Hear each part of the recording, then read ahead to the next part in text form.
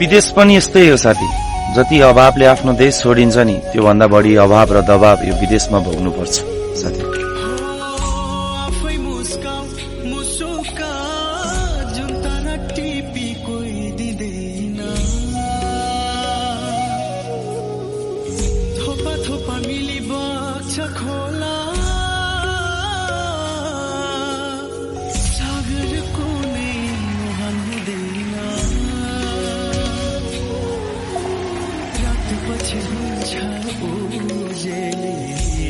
मंचरी गाउँ सुसली